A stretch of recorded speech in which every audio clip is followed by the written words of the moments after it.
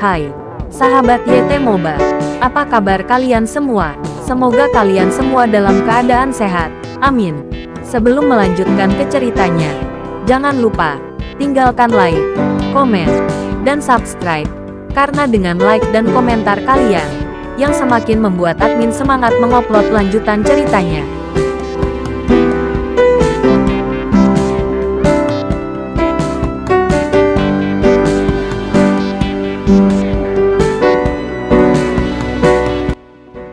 Episode 520. Kisah Ariel, anak bos besar yang berpura-pura culun. Rian tertegun saat melihat Ariel. Meskipun Ariel mengenakan tudung, berdasarkan keakraban Rian dengan Ariel, Rian dapat mengenalinya hanya dengan sosoknya. Sebelum datang ke pusat bumi, Rian membayangkan banyak cara untuk bertemu Ariel, dan bahkan berpikir bahwa dia tidak akan melihat Ariel sama sekali dalam waktu singkat. Siapa sangka setelah terbangun dari anestesi, pusat bumi menyiapkan pertarungan hidup dan mati untuk mereka berdua. Ngomong-ngomong, aku ingin mengingatkanmu bahwa waktu permainan terbatas.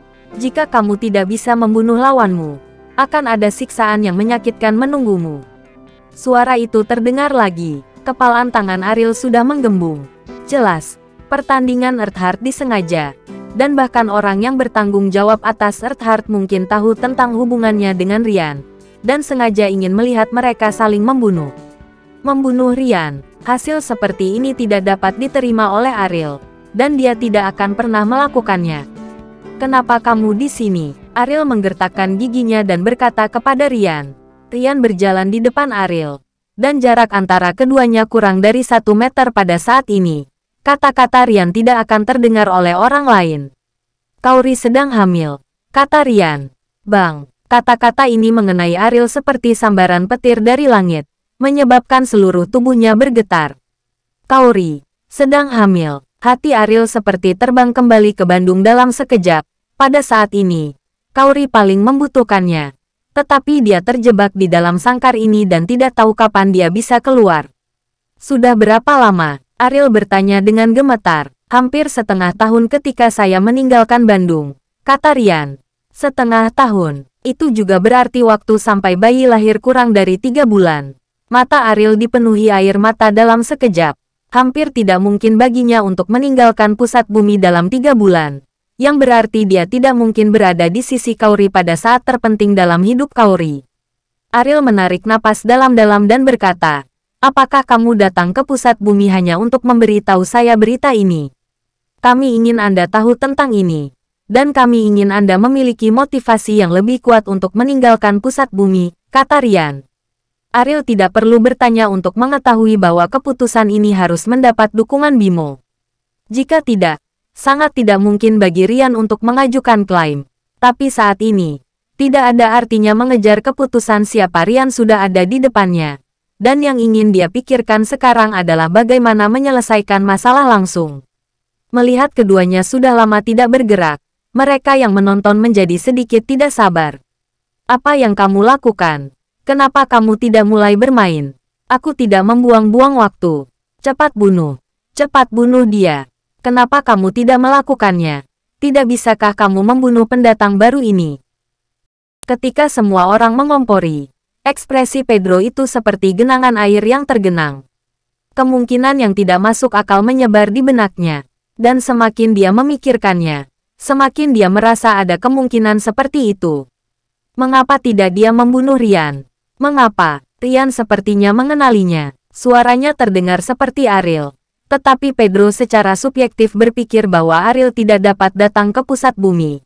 Jadi dia merasa bahwa meskipun suara orang ini mirip dengan Ariel, sangat mirip, dan sama sekali tidak mungkin itu Ariel. Tapi sekarang, Pedro meragukannya. Kalau tidak, mengapa dia tidak menyerang dan membunuh Rian? Tampaknya bisa menjelaskan masalah ini. Satu-satunya alasan adalah dia adalah teman Ariel sendiri. Hanya Ariel yang tidak akan membunuh Rian. Tapi apakah ini benar? Akankah dia benar-benar datang ke pusat bumi? Ketika Rizal melihat Pedro itu emosional. Ketika nafasnya terburu-buru. Mau tidak mau bertanya. Apa yang kamu lakukan? Kamu belum mulai berkelahi. Mengapa kamu begitu bersemangat?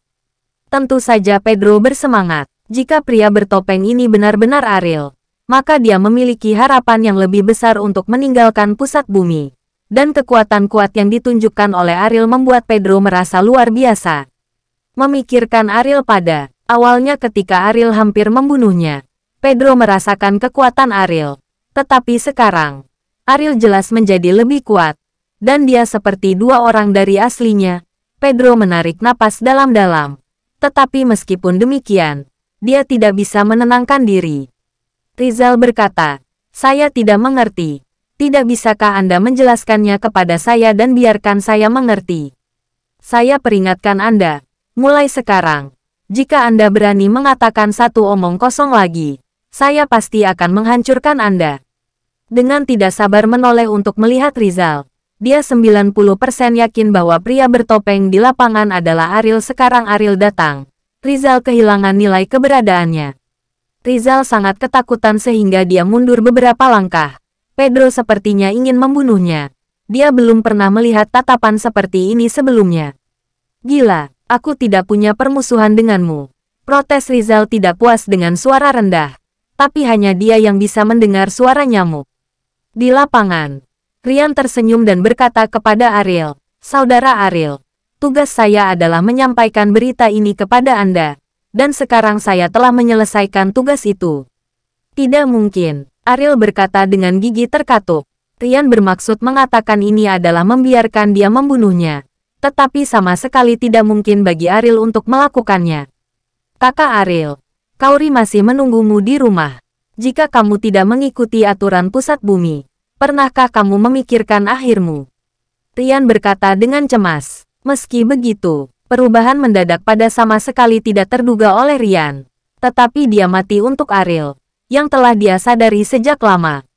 Itu bukan sesuatu yang mereka bisa memilih. "Apa bedanya jika kamu mati? Jangan bicara omong kosong. Tunggu saja aku. Aku tidak membiarkanmu mati. Kamu tidak berhak mati," kata Ariel dengan tegas. Dia tidak akan membunuh Rian sendirian. Juga tidak akan melihat Rian mati di tengah bumi. Sekarang dia ada di sini. Dia harus meninggalkan pusat bumi bersama Rian. Pada saat ini, suaranya tampak sedikit tidak sabar. "Apakah kamu akan melanggar perintah dari pusat bumi?" Ariel mengangkat kepalanya, melihat ke arah sumber suara. Dia tahu bahwa dia tidak dapat melihat pemilik suara. Tetapi itu tidak berarti dia tidak akan menolak. "Baik, berdiri di depanku. Apa gunanya menyusut seperti kura-kura?" Ariel berkata dengan ringan. Suara itu terdiam. Dan segera beberapa staf mengambil tindakan untuk menanggapi Ariel. Pistol listrik mengenai tubuh Ariel. Dan mati rasa yang dibawa oleh arus listrik menyebar ke seluruh tubuh Ariel dalam sekejap. Namun, Ariel hanya gemetaran. Dan masih berdiri tegak. Di area khusus tertentu, ekspresi pria berpenampilan halus itu langsung berubah ganas. Dia tidak bisa menerima ketidaktaatan siapapun kepadanya. Karena dalam hidupnya, tidak peduli siapa yang diminta untuk melakukan sesuatu, pihak lain tidak memenuhi syarat untuk melawan. "Kamu sampah. Beraninya kamu memprovokasi saya," pria berpenampilan halus itu berkata dengan gigi terkatuk. "Biarkan aku membiarkan seseorang masuk dan memberinya pelajaran yang sulit, sehingga dia tahu apa yang akan terjadi jika dia tidak mematuhi perintahku." Pria itu menoleh dan memerintahkan bawahannya. Pada saat ini, ada kemarahan yang kuat di matanya.